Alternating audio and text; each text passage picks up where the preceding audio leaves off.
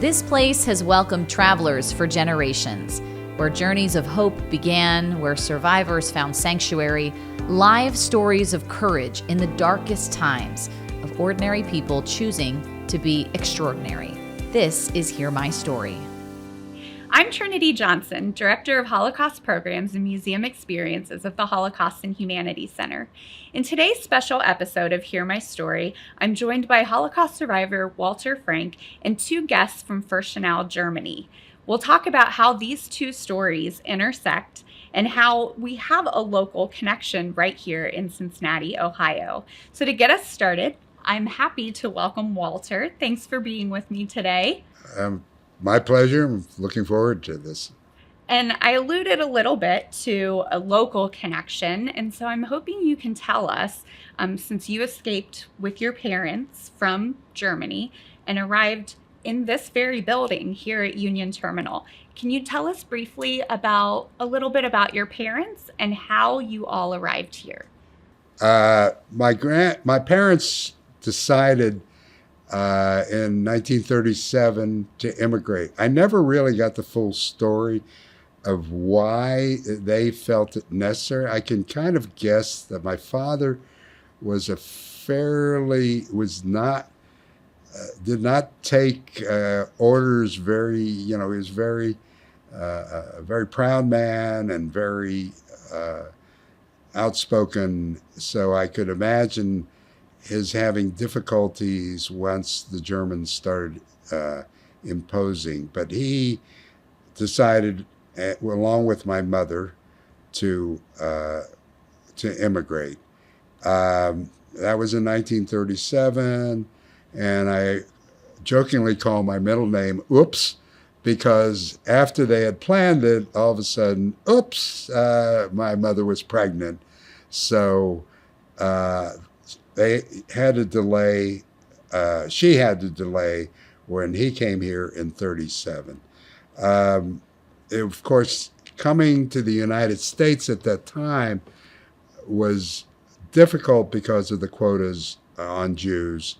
And we were very fortunate that here in Cincinnati, the family that was part of the Kahn's meatpacking, the Helwitz family, which the Mrs. Helwitz was a sister of the Kahn's brothers that started Kahn's Packing, sponsored us and a number of other Jews to come to the United States.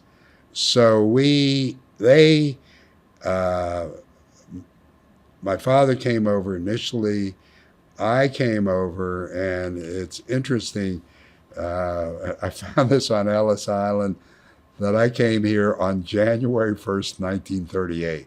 I was born February 10th, 1937, so I was not quite a year old. And we have an interesting picture of me on the boat with my mother holding me. And so I don't know how much longer, probably very soon after we arrived in New York, did we take the train, which again came through the station here. And we settled into Cincinnati at that time. So let's back up just a little bit. How did your parents meet? They were from Kaiserslautern, if I'm saying that correctly. How did they meet? No, actually, my father was born in Fürstenau, Germany, which is a big part of the story we're telling. He was apprenticed at the age of about 12 and went to Hanover, Germany, I'm pretty sure, for his apprenticeship. I do not know why he came to Kaiserslautern, which is in the south. Fürstenau, Hanover are in the northern part, near the Dutch border and the Baltic Sea. Not the Baltic Sea, I'm sorry. But why he came to Kaiserslautern, I don't know. I'm assuming he worked there. And one of the things that's important from the immigration story is, from everything I gather, there was no financial stress. He was a butcher, sausage maker, And the few pictures I have seen that there was no economic reason for them coming, which is often the immigration story. With among Jews, many of them lost their profession because of the German laws and Nuremberg laws, like attorneys and that. But this was not the case with my father. And how they met, I'm not quite sure. My mother, who came from a relatively low, my grandfather on my mother's side, her father died when she was 14. My grandmother had to raise her son because he was brain damaged in birth, so she couldn't work. And from what I can guess, because of economic conditions, they must have survived, and I mean barely survived, based upon the largest of her family, my grandmother's family. A lot of this is conjecture on my part. But my mother did go to Hochschule, which at that time was almost like junior college, which was pretty good. She was a very bright woman, and she worked as an junior executive in a department store, and I'm not quite sure how they met. And they married, and from there on. And I know I've heard you share that, your parents decided to leave, and they were really trying to get more of the family to leave, and those family members would not leave. So Carl and Thekla. I think that's a really important part of the story. And it points out to how tragic, I mean, it was all tragic, but the fact that my father and mother understood, but when you lived in a town like Fürstenau, which is a small town, and Bernd will, bring this out more, they were part of the community, and they could not believe that something like this could happen. So they actually made fun of my father leaving and said, when you come back here on your knees, you'll be sorry. And it's just so tragic. And that, again, they felt, they tried to convince. I know that two of my uncles in 1938 did go to Holland. I learned this through Bernd and one of my aunts. And the story with the one aunt that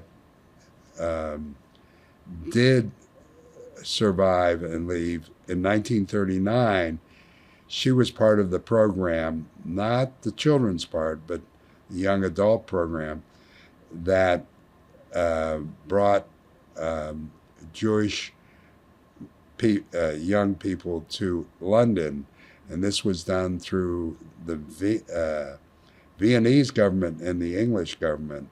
So through that, she did survive because of that. And it's interesting you've shared that, some of it is conjecture, some of it is definitely research. You have tried to put together pieces of your family story, and that's really how you are connected to Bernd. And I'm looking forward to asking him some questions as well about his exhaustive research. But how you two met is you went back to Germany to lay some stumbling stones, or Stolpersteine, and you learned a little bit more about your family in Fürstenau. Will you take us back to that trip, laying Stolpersteine, and then going to Fürstenau? I have to give my cousin Henry, who's coming here to help with the event we're doing with Bernd here, most of the credit. His son and some of my other second cousins came, and Bernd can talk a little bit about that, to Fürstenau. And my father went back to Germany a number of times which is a little strange to me because of what happened to his family, but he that was the culture he knew, and the language and so forth. And I remember once he took me, I must have been about 9 years old at the time, to Fürstenau, but that's the last memory I had of Fürstenau. It was not much. But their son had come to Fürstenau and met Bernd, and went through a similar trip that we did. So Henry and I call him Hank, decided we would make that journey.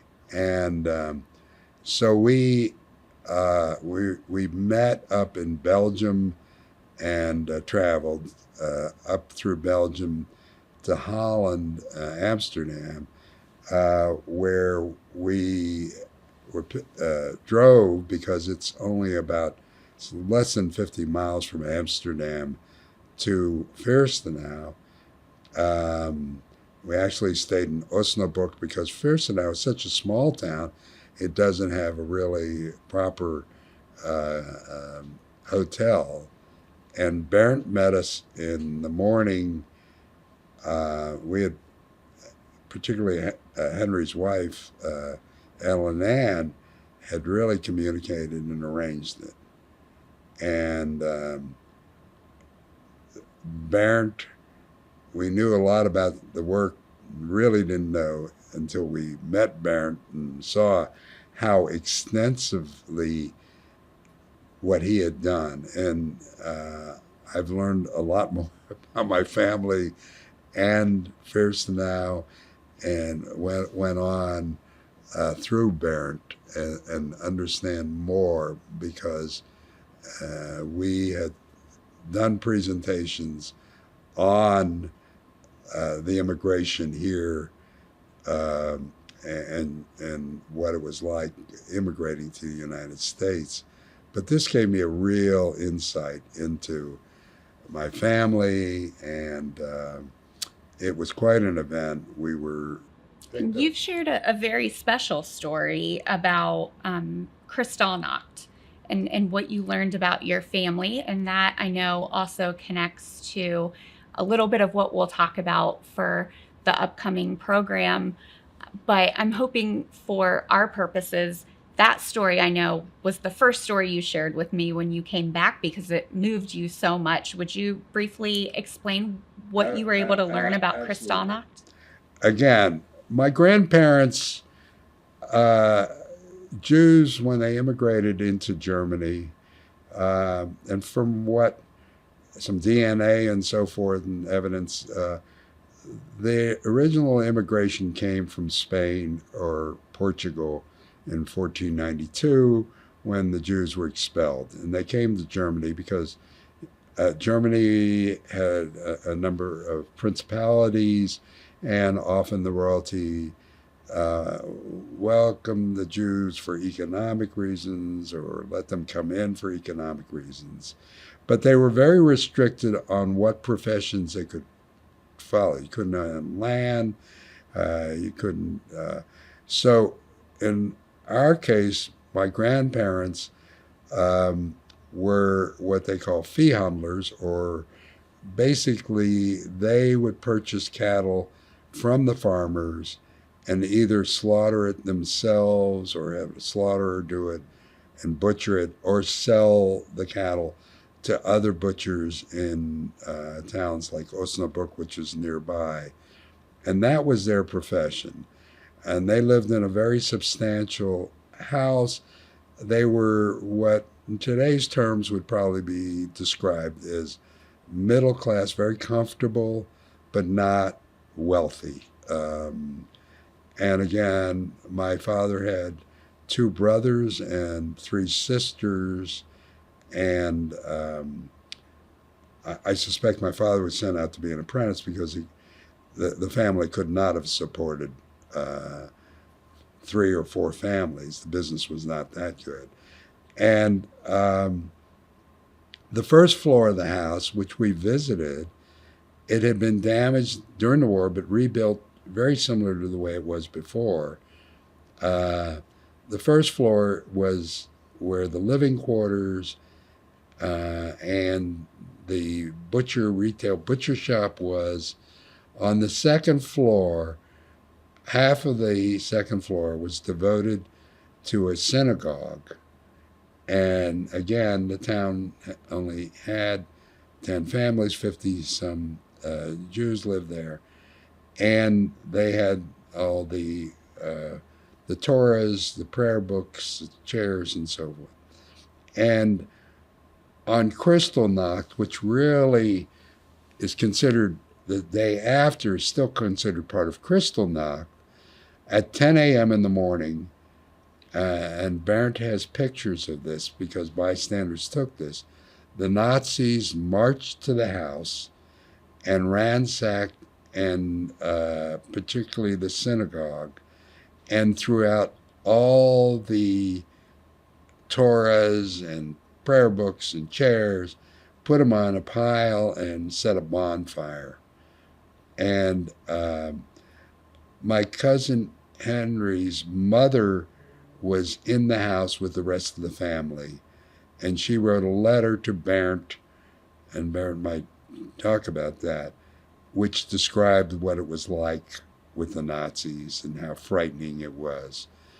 The miracle of the whole story is one Torah somehow was missed, and one of our relatives took that Torah, and ultimately, and there's a whole series of stories of how this happened, the Torah did end up in California. And to us, it symbolizes a miracle of our survival, where many of our members, most of our family did not survive. This Torah did survive.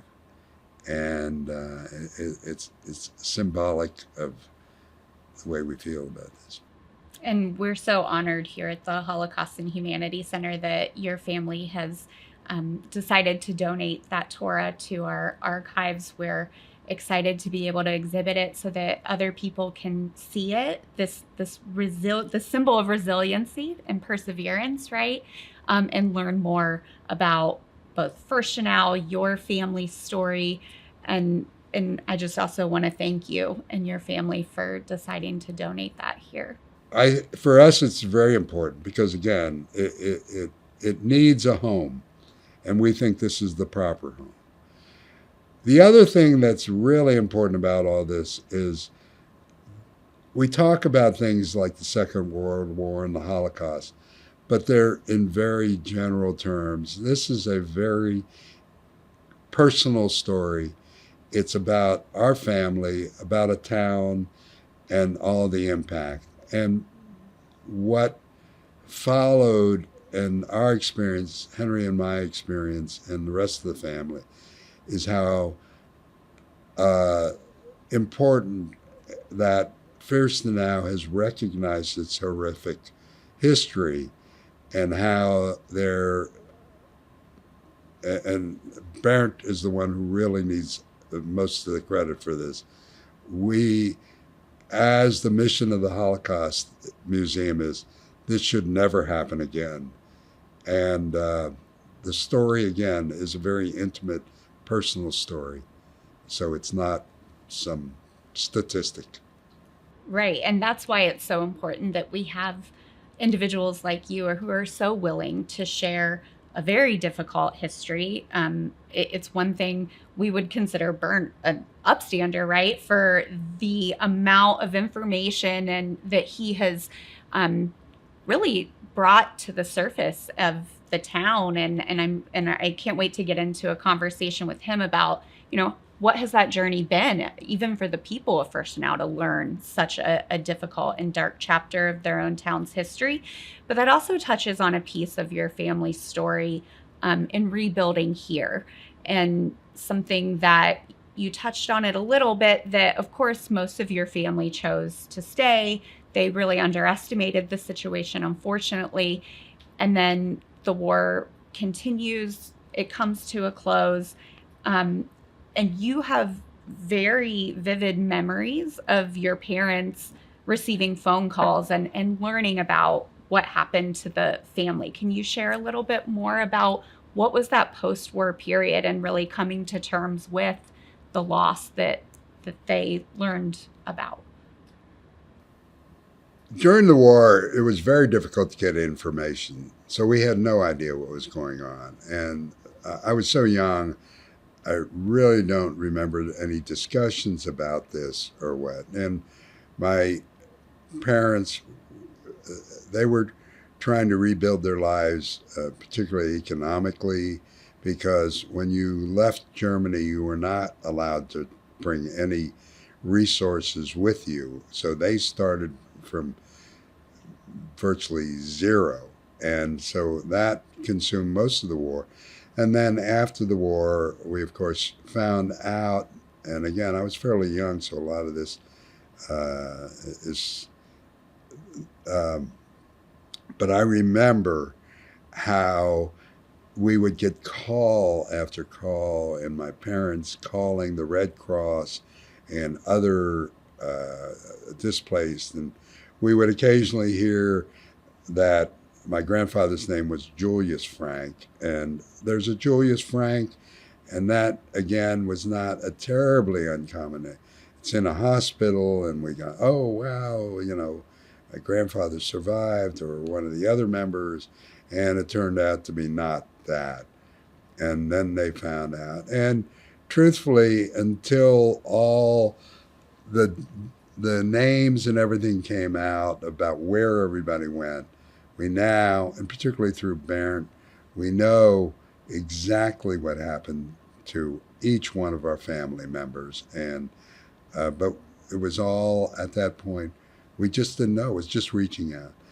And I remember when my father finally found out that his, and I'm pretty sure it was his parents had perished, that we sat Shiva, the Jewish, sitting mourning period. And I remember that very strongly. But it was a very frightening period, hoping, there were some survivors, not many, that maybe they were one of the members of the family or more would be, and that was not the case. And I know with much of this very difficult and dark and really devastating period, your family did find support through community here in Cincinnati and through, I believe it was New Hope. The Jewish immigrant community that came before the Second War was a fairly tight community, and a number of those were, the Hymans and so forth, have been involved here at the Holocaust Center and part of the story. I remember very closely that, going to services at New Hope, which was it was not a strict Orthodox, it was probably closer to conservative Orthodox congregation. Initially, we were at the Jewish Center, which at that time was the old Jewish Center in Avondale, and having services there. Right now, we will soon be celebrating Rosh Hashanah and Yom Kippur, and going to those services. I was bar mitzvahed at New Hope.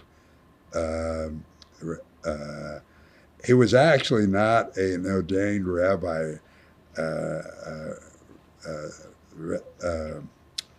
Rabin was the rabbi and taught me. I was probably one of his worst students to do. And again, a number of members of the family were, and I still have some contact with some of the descendants. Stuart Susskind is a real close, good friend of mine. And, but those people were all part of our community. We were community. And then after the war, the survivors who came, Werner Couple, my father had his business established by that time, and he did hire in the business, at least to get many of these people started, particularly since his experience was when he came to the United States, they did not use him as a butcher. He was a laborer because he didn't speak the language.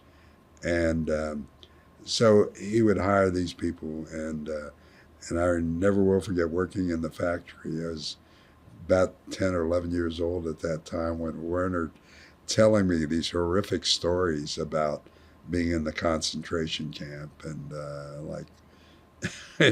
not stories that a 10 or 11-year-old wants to hear.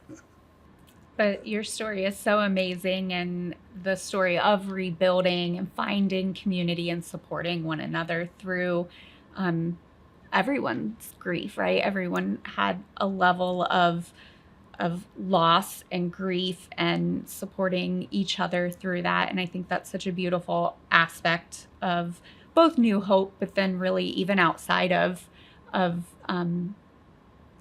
the congregation, there were these friendships formed and communities. So for me, the lesson is that we really have to be conscious of how things like this can happen.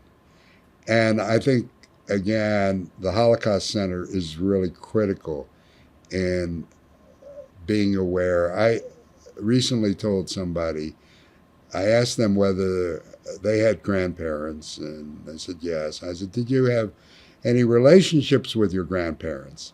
And, oh, yeah, this and that. And I said, how about some aunts and uncles? And yes. I said, I never had that. My grandparents were murdered. My aunts and uncles were murdered, except for the one aunt. And so we never had an extended family like many people have. So it's really critical.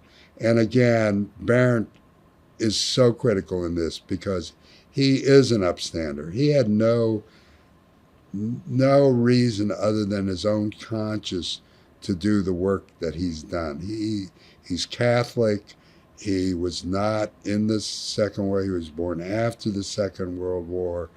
They're really outside of, there are no Jews at this point living in Fürstenau, so it was not a relationship or anything like that. It's just his finding out what happened in the horrific part and knowing that the story had to be told in order for to make people conscious of that it should never happen again. Well, and I think it's a beautiful friendship you both share. I know that it's given you a lot of peace as well, because you've learned more aspects of your family story that you then also share as part of our Speakers Bureau. And I just want to thank you for everything you do, both to keep this history in our minds, right, as a cautionary tale, as something that we should work to not allow to happen again. So thank you for everything you do, and thank you for being my guest today. Thank you, and the credit goes to the Holocaust Museum and you and the dedicated staff here. Bernd, Nicole, thank you so much for joining me today. I'm so excited to get into this conversation and learn from both of you. So first of all, welcome to Ohio. Thank you. Thank you. Bernd, I want to start with you. Tell me a little bit about your background, and specifically, how did you get interested in researching the town of Fürstenau?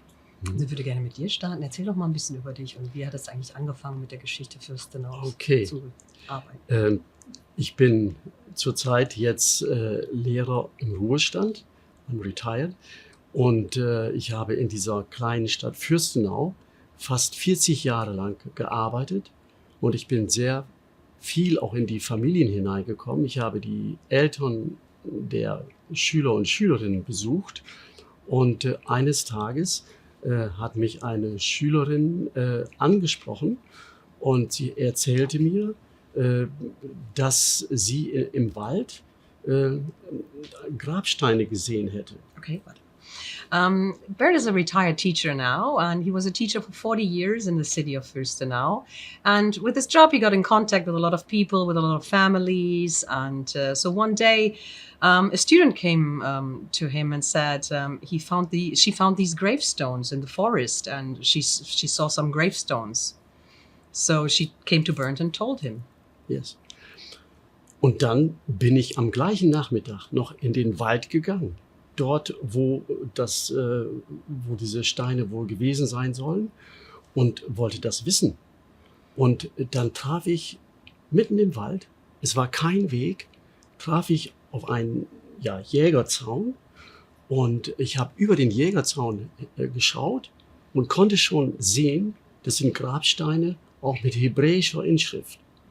So the same day in the afternoon, he went to the forest where the student told him that these gravestones may be, and there was no path. It was just trees and bushes, and he came to a fence. He looked over the fence and he saw gravestones with a Hebrew inscription. Und dann bin ich vorsichtig über den Zaun gestiegen. Ich wollte mich noch nicht verletzen. Und dann habe ich mir das alles angeschaut. Und das hatte ich vorher nie gesehen, nie gehört, dass es in dieser kleinen Stadt Fürstenau was ich da schon dann erkannt habe, dass es einen jüdischen Friedhof gibt. So he carefully did climb over the fence, and he went to see those gravestones, and he never heard of this before, and he never saw this before, that there was actually a Jewish cemetery in that little town Fürstenau, and so this is the way he discovered the Jewish cemetery. And my understanding is this discovery, of the cemetery, really changed your whole life path. Let's talk about kind of the second chapter of your life. How did this change your whole trajectory? Also, so wie sie das richtig versteht, ist, dass dieser Fund, dass du den jüdischen Friedhof gefunden hast, hat dein ganzes Leben verändert, oder zumindest den Pfad deines Lebens, und hat so deine Forschungen ihm halt angestoßen. Also die Forschungen wurden sehr wohl angestoßen dadurch, nach und nach, mehr und mehr. Aber ich habe das muss ich sagen, nicht jeden Tag gemacht, nicht jede Woche, sondern über viele Jahre hin, nach und nach. Und ich habe dann, nachdem ich diesen Friedhof gefunden hatte, habe ich dann einfach gefragt. Ich habe vor allem die älteren Menschen befragt. Was wisst ihr? Und dann haben sie nach und nach erzählt. Ja, und so bin ich nach und nach dazu gekommen, zu recherchieren, zu forschen. Certainly that started off as researchers, slowly and slowly. So he wasn't busy with it every day or every week, but he slowly got more and more into it, and he started asking questions, to older members of the community, and the old people starting to talk about what happened. And so this was definitely the kickoff for his researchers, yes. And I understand that he has now been researching everything that happened in this town for nearly 40 years. But you answered a really important question I had about how did the town react to someone uncovering a very difficult chapter of the town's history? Also wenn sie es richtig versteht, machst du jetzt das seit ungefähr 40 Jahren, machst du diese Forschungsarbeiten, und eben halt, was sie sehr interessieren würde, wie hat denn die Stadt darauf reagiert? Das ist ja nun ein Kapitel, das ja sehr nicht sehr komfortabel ist und sehr unrühmlich. I understand it. Am Anfang war das nicht einfach, weil die älteren Leute zurückhaltend waren. Sie haben auch keine Namen genannt. Deswegen gab es auch eine doch größere Zurückhaltung seitens der offiziellen Vertreter der Stadt. So at the beginning, when he started his researches, people were quite reluctant. It was a difficult topic, and people were not openly talking about it. They were not saying any names, and it was difficult at the beginning, not only with private people, but also with the officials of the town. It was a chapter and a topic people were very hard to get known what people would know, and so it was very hard at the beginning. Aber ich habe dann ich nenne das immer Menschen guten Willens getroffen, vor allem in den christlichen Kirchen. in der evangelischen Gemeinde, in der katholischen Kirchengemeinde, da hatte ich auch engen Kontakt. Und die waren offener als die offiziellen Vertreter der Stadt zunächst. So he was very lucky to meet people of good intent. This is how he calls them. That was with the Christian communities, with the Protestants and the Catholic communities. And those people were much more open than the official people of the city and the administration. So he met a lot of people who supported him. And we spoke to Walter about his family's connection to this town. His grandparents lived there, had a synagogue in their home or a prayer room in their home. And you were able to help answer many of the questions he had about his family. And Walter lost almost his entire family. So on the one hand, you do incredible work as an upstander, helping people discover what happened to their family, but it's also a very difficult chapter. And I'm wondering if you could share a little bit, especially connecting to Walter's story, what are some of the discoveries you made through your research? Also das ist, also wie sie das versteht, du bist natürlich auch jemand, der aufsteht, der natürlich auch eben halt die Geschichte rausfindet und die Wahrheit ans Tageslicht bringt. Und es gibt jetzt zwei Sachen, die sie sich fragt. Das ist einmal natürlich für Menschen wie Walter, die fast ihre ganze Familie verloren haben und deren Aufarbeitung, die du natürlich jetzt unterstützt, um eben halt rauszufinden, was ist überhaupt passiert, was ist aus den Menschen passiert und wie du natürlich auch eben halt so die Geschichten von Menschen wie du das unterstützt und wie du das so ans Tageslicht bringst. Ja, ich bin, das muss ich sagen, ich habe nicht nur mit den Menschen, mit den älteren Menschen gesprochen, sondern ich bin auch in die Archive gegangen. Yes. Near Fürstenau is the town Osnabrück. Und dort ist ein Archiv, ja, ein Staatsarchiv. Und dort bin ich viele, viele Jahre, viele Tage und Wochen dann zwischendurch hingegangen. Nicht immer, nicht jeden Tag. Ich musste meine Arbeit machen. Ich war ja Familienvater und so weiter. Aber ich bin in die Archive gegangen und habe recherchiert. Und dann habe ich auch nach und nach im Laufe der Jahre herausgefunden, was mit den 52 beziehungsweise 50 Menschen von Fürstenau nach und nach passiert ist, von 1933 bis 1945. He did not only talk to people of the city of Furstenau, he also went to the archives, and he spent many hours and many days in the archives, especially in a city close to Furstenau called Osnabrück. And he found out many things about the people of Fürstenau. There were in total 52 Jewish members of the community in Fürstenau. So he researched and found out a lot about these 52 people, about their history and what happened. Und dann habe ich das einfach erzählt. Und zwar habe ich dann in Absprache mit anderen Menschen, hauptsächlich von den christlichen Gemeinden, habe ich Abende gemacht, habe ich Stadtgänge gemacht.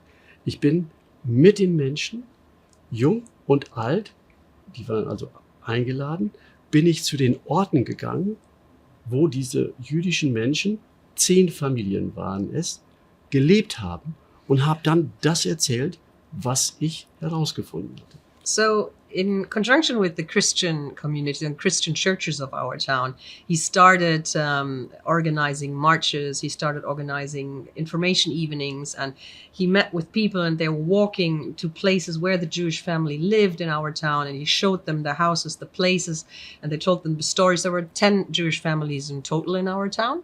And so he was with the members of the public, he went to the houses and the places where these people used to live and told their stories. Und dann ist die Öffentlichkeit aufmerksam geworden. Die Zeitungen haben etwas geschrieben. Ich habe denen Bilder gegeben, die ich herausgefunden hatte. Ich habe Bilder bekommen, die jahrzehntelang im Untergrund sozusagen versteckt waren. Ja? Und die habe ich herausgeholt aus dem Untergrund sozusagen und habe dann das vergrößert in Plakatform. Ich habe einige Plakate auch dabei und die habe ich dann gezeigt am Ort. So this became more and more public, and also the local newspaper started reporting about this, and so then people gradually knew about his work, and then people also gave him old photographs and material they still had at home, and he brought these photographs and all this material to the surface, and he also took some of the photos and enlarged them and has them as posters, and so then to show people. Did you face any denial, absolute Holocaust denial? Hast du auch, ist dir das auch zutage gekommen, dass Leute das verleugnet haben, Holocaust-Verleugnung? Ja, es gab es auch. Ich habe durch meine Untersuchungen, durch meine Untersuchungen habe ich natürlich auch herausbekommen, dass auch in Fürstenau Nazis dort gelebt haben, an entscheidender Stelle mitgewirkt haben. Und ich habe auch Schüler gehabt, von denen ich wusste, dass der Opa zum Beispiel in der SS war, dass er in Lagern mitgewirkt hat. Das habe ich recherchiert, und ich habe aber auch eine Verantwortung gegenüber den jungen Menschen, die persönlich ja nichts dafür können. Und dann habe ich im Unterricht, das natürlich so nicht erzählt, bis heute hin. So obviously he found out about a lot of people who were active Nazis and during the Holocaust, and also he, as a teacher, he had some of the students in his class. The grandparents of those students were maybe active Nazis and worked in the concentration camps. And but for him, obviously, he knew that, but it was always very important for him not to confront the students about that the grandparents did the super bad things they did. And so it was a tricky, he had to walk the line a lot of times. And Nicole, you're here officially representing the mayor's office in the town of Fürstenau, and we're so fortunate to have you here. And we thank him for allowing you to also come and be part of sharing this very important story. But from kind of the official reaction to this, how did the mayor's office kind of oversee this reconciliation, this healing, and where is the town today now with this history? I'm very, very happy that we have a mayor now it's very important to him that people know about this and that the public is known about what happened, and that we support Bernd's work and we support everything that we can. We want to make sure that this will never happen again. That people know about this and that we cannot forget. And the city of Fürstenau has supported Bernd, has several places of remembrance. Every year on the 9th or 10th of November after Kristallnacht, we get together for a memorial. And it is a very present topic, and times have changed. I mean, obviously, mayors a few centuries ago, like 20, 30, 40 years ago, had a different approach to the history of our town. But I have to say, nowadays, especially with the mayor we have right now, it is very important for us that this is public and that we make it known and that we support this as good as we can. Also, the mayor of Fürstenau, it's a pupil of my town, of my school. Yes, and I know him, of course, and the other men. And I think it's very good that the situation is changing. Kann man das so sagen? You're correct. Okay, yes. Und ich habe in den letzten Jahren wirklich viele offene Ohren gefunden und viele Unterstützung gehabt, Support. Mm-hmm. So in the recent years, he had a lot of open ears and a lot of support from many, many people. Mm-hmm. So he's very happy about that. Was ich noch erzählen will, ich bin im Laufe der Zeit, im Laufe der Jahre, bin ich dann an viele Orte gefahren, auch in denen auch die Mitglieder der jüdischen Gemeinde, wo die als Opfer waren. Also ich war dann in Auschwitz, and I was in Terezin 3-mal, Theresienstadt, and Stutthof, near Danzig. Und dort habe ich Spuren gefunden. Dort habe ich in den Archiven geguckt und geschaut. Und ich habe über die Großeltern... Moment. Ja. So over the years, he also went to the concentration camps where the Fürstenau Jews had to go and were sent to. So he went to Auschwitz, he went to Theresienstadt, to Stutthof, all this concentration camp, and he traced down old files and information. He found them in the concentration camps, in the archives about the Jews from Fürstenau. So he traveled there several times to support his researches.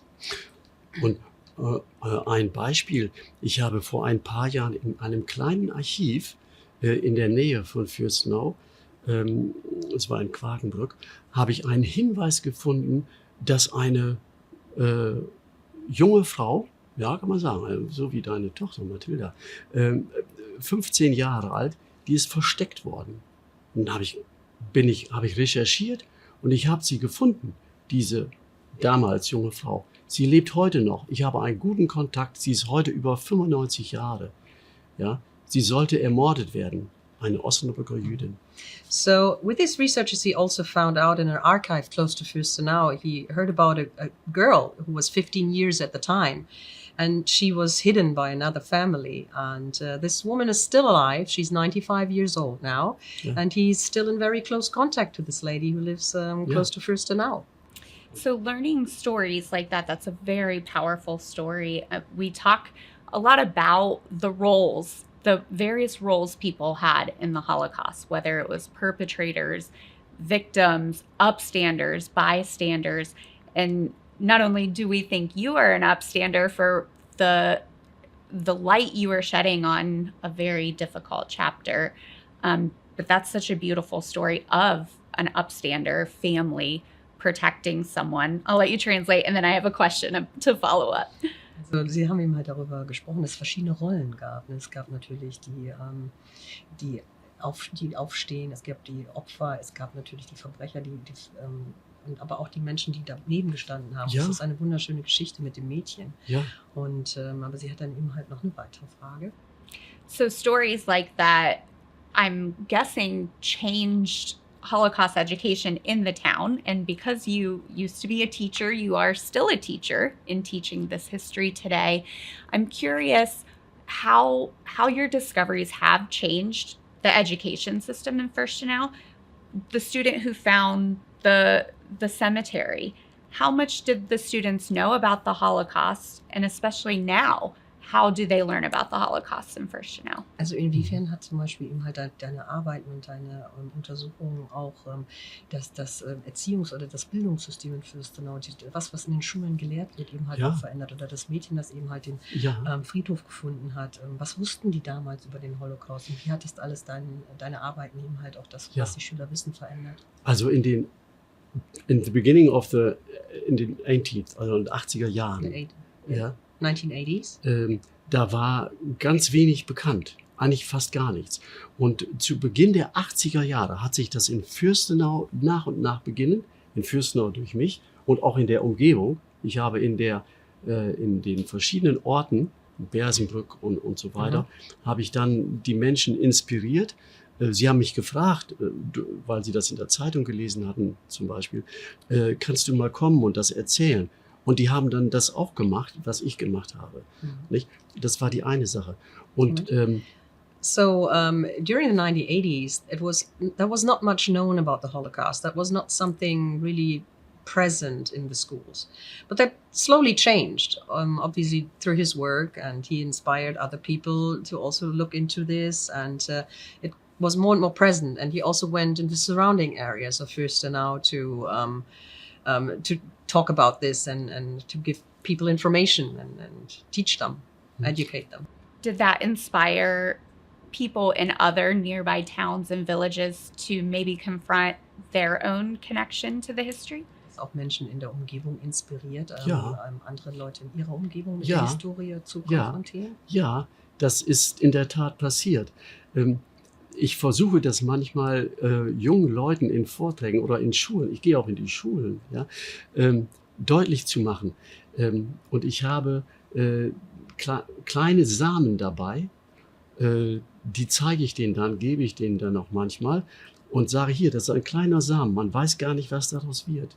Und wenn man aber sich um den Samen kümmert und ihn pflegt und hegt, ihn in den Boden hinein begibt und dann ihn wachsen lässt und das fördert, dann kann aus einem kleinen Samen etwas Großes werden. Und so ähnlich bin ich vorgegangen. Ich habe einfach angefangen zu recherchieren, zu forschen, zu schreiben. Ich habe auch selbst geschrieben inzwischen. Ich habe an mehreren Büchern mitgeschrieben. Ich habe Kontakt aufgenommen mit Überlebenden. Das hört sich vielleicht komisch an, aber die Kontakte gingen über die ganze Welt. Fast alle Erdteile. Also Afrika, North America, South America, Asien, ja. Also die Kontakte gingen über die ganze Welt. Und das dauerte dann natürlich lange. Okay, stop, jetzt muss ich übersetzen. Okay. So this is he started going into schools even as a retired teacher, and always so he went into the schools and was educating, teaching people. And one thing he liked to do is bringing his seeds in, small little seeds of flowers, and then he told students, it is with seeds, you have to take care of them, you have to nurture them, and you have to water, and then sometimes there's something big is happening and these seeds are growing and you never know what is happening with those seeds, but you have to take care of it. And this is with this history, this story. So, you have to take care of it and you have to nurture it and tell people. And it was always very important for him to go out and tell people. So he went on and that was carried on to South America and Africa and Europe, various places of Europe, and to make people know. And this is important. And he also wrote a book. And you were awarded the Federal Cross of Merit for your work, which is the highest tribute in the Federal Republic of Germany. And I'm just curious, you really took this upon yourself. This became a passion project, right? Very important. What does something like that kind of recognition for your work mean to you? Also du hast das Bundesverdienstkreuz bekommen und das ist ja wirklich eine Auszeichnung für deine Arbeit und eben halt, du hast das ja auch alles selbstständig gemacht. Was bedeutet diese Auszeichnung für dich? Ein Ansporn. Ich wusste das gar nicht, dass Menschen das beantragt haben. Später schon, klar. Also es ist ein Ansporn für mich, davon zu erzählen. Und es ist für mich eine Art von Belohnung, ja, wenn ich merke, dass andere Menschen sich inspirieren lassen von dem, was ich erzählt habe, wie ich das gemacht habe, und sie sich dann und andere Menschen auch heute sich einsetzen für andere Menschen. Ja, for example, zum Beispiel für die Menschen, die damals dann geflohen sind. Die Erinnerung an die Menschen, die keine Stimme mehr haben. Ich war und bin sozusagen eine Stimme für die Menschen, die nicht mehr sprechen können oder die sich aus irgendwelchen Gründen, die es nicht wagen, etwas zu sagen. Und das versuche ich auf unterschiedlichen Gebieten. Nicht nur bezogen auf diese Geschichte, ich mache das auch so gut es geht im Zusammenhang mit Hilfen für the Refugees, für Flüchtlinge, oder ich setze mich ein, wie andere Menschen auch, für andere Menschen. Ich gehe also jede Woche einmal ins Krankenhaus und gehe dahin. So of course that is a reward for his work, and that makes him want to do more. And he didn't know that would happen, that he would be awarded with this merit. And but it's important for him. He wants to be a voice for people who don't have a voice or cannot speak for themselves. And that is important for him to make those people heard. And nowadays also he supports work for refugees, and he does various other social projects. And that's very important for him. Also ich versuche, Menschen zu motivieren, dass dass jeder was machen kann. Und das versuche ich bei bei Älteren und Jüngeren mit Beispielen auch. For example, ich habe auch jetzt eine Kerze dabei, eine kleine Kerze. Und manchmal, wenn ich mit einem Vortrag beginne, dann sage ich den Leuten, macht mal das Licht aus. Dann plötzlich geht das Licht aus und plötzlich sind die alle erstaunt, was ist los, was ist los? Und dann mache ich eine Kerze an. Und eine kleine Kerze in einem dunklen Raum. Ja? Und dann warte ich ein bisschen und dann lasse ich das Licht wieder angehen und dann erzähle ich, es ist besser, eine kleine Kerze anzuzünden, als gegen die Dunkelheit anzuschreien. So when he wants to motivate people to listen and motivate people to interact and have a voice. So sometimes when he has a presentation or he's speaking to people, he has a little candle and he takes this little candle and then he has the light being switched off in the room so it's dark. And he's lighting this little candle and puts it on the desk and then he has the light coming back on. And he's saying to people, it's better sometimes to be a little light, a small light in the darkness, and to be nothing at all. So it's beautiful. And if you, for the audiences who will watch this online and learn both from our previous conversation with Walter, but then also in this conversation, what do you want people to take away from this story? Also für Menschen, die sich das jetzt anschauen, was ist dir wichtig, was die Menschen, die jetzt davon mitnehmen? Auch eben halt von Walters Geschichte, von deiner. Ja, was die Menschen mitnehmen. Zunächst möchte ich, dass das Herz angesprochen wird. Ja? Und also, dass sie gefühlsmäßig mitbekommen, was damals passiert ist. Ja? Das ist nicht irgendwas gewesen, sondern das ist passiert. Das haben Menschen anderen Menschen angetan. Und wenn heute Menschen merken und mitbekommen, dass es wirklich Menschen waren, so wie du und ich, ja, ganz normale Menschen. Sie hatten eine andere Religion. Okay, ist in Ordnung, aber es waren Menschen. Sie sehen, und heute ist es in ähnlicher Weise so, wenn Menschen aus einem anderen Land kommen, ja, in unser Land, nach Deutschland, die kommen nicht, um Adidas-Schuhe zu kaufen. Ja, vielleicht bei 100.000 einer. Genau. Aber es geht darum, dass ich versuche erst einmal, die Herzen der Menschen anzusprechen, um dann auch zu verdeutlichen, dass es Menschen sind, die essen wollen, die trinken wollen, die sicherlich ihre Probleme haben, genau wie jeder von uns. Ja? Und dann möchte ich sie auch vom Verstand her ansprechen. Wieso kommt das denn? Wieso und warum? Also ich will zum Nachdenken anregen. So for him it's very important to address the heart, to address the emotions of people.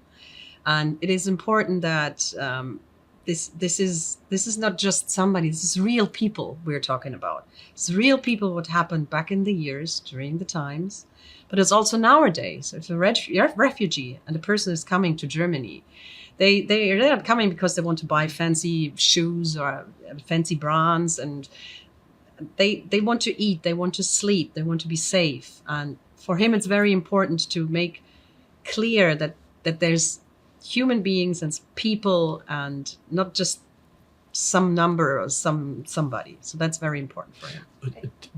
Dass das nicht immer einfach ist, das wissen wir alle. Und dass es Probleme gibt. Aber ich möchte die Menschen also ansprechen, damit sie überlegen, in ihrer Umgebung vielleicht, in der Familie, in der Schule, in der Nachbarschaft, sich Gedanken machen um den anderen, um den Nächsten. Ja, das will ich noch sagen. Es gibt einen sehr guten Zusammenhang unter anderem zwischen dem Judentum und auch dem Christentum. Das ist das Hauptgebot der Gottes- und Nächstenliebe. Ja? Und ich denke, das ist ganz wichtig. Ja? Das heißt dort im Alten Testament, wir sagen als Christen im Alten Testament, aber das ist die Tora. Ja? Liebe deinen Nächsten wie dich selbst. Und ich denke, da steht alles drin. Also liebe Gott ist klar, aber liebe deinen Nächsten wie dich selbst. Und jeder von uns, ja, möchte trinken, essen, ein Gespräch, angenommen sein. Und wenn ich das will, dann ist das für einen anderen auch wichtig. Und das möchte ich überbringen. So, of course, sometimes there's problems, and that's not always easy.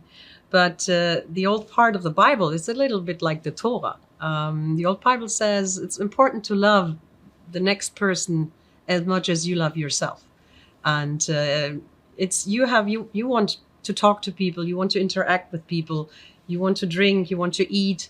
The other person does want that too. And it's important to realize, love the ones next to you like you love yourself. It's very important. And that's such a beautiful kind of end note to see the humanity, to love one another. And I can tell you have such a big heart, and we're so thankful for you bringing all of the information that you have learned about the town, your struggles, but then also successes. And Nicole, a special thank you to you for also being here on behalf of the mayor of Fürstenau and all the work that you are doing during the visit to also bring this story to our community. And we're just very thankful for the learning. And thank you so much, both of you, for being my guests today. Es freut sich sehr. Man merkt, dass du ein Herz dafür hast. Und danke, dass du da warst und eben halt das mit geteilt hast. Man merkt sehr, dass du eine sehr große Passion hast. Es war ein schönes Schlusswort von dir. Ja, aber das Herz, das hast du auch. Und ich unterstelle das hier mal, dass die das auch haben. Und dass man den Verstand einschaltet. Das habe ich eigentlich in all der Arbeit gelernt. Nicht mehr, dass es ganz viele Menschen guten Willens gibt. He thinks we all have a great heart and we all use our brains. And with all the work he did, he learned that there's a lot of people with a good intent. So, yeah. Hear My Story is a production of the Nancy and David Wolf Holocaust and Humanities Center. The center's mission is to ensure that the lessons of the Holocaust inspire action today. This is part of the Cynthia and Harold Gutman Family Center for Storytelling. Thanks to Margaret and Michael Valentine for their ongoing support of this series. Managing producer is Ann Thompson, technical producer is Robert Mills, and technical director is Josh Emerson. Videography and editing by Michael Holder. Select music is by Kick Lee. This is recorded at the Nancy and David Wolf Holocaust and Humanities Center. Visit us in person at Historic Union Terminal in Cincinnati, Ohio, or online anytime at holocaustandhumanity.org.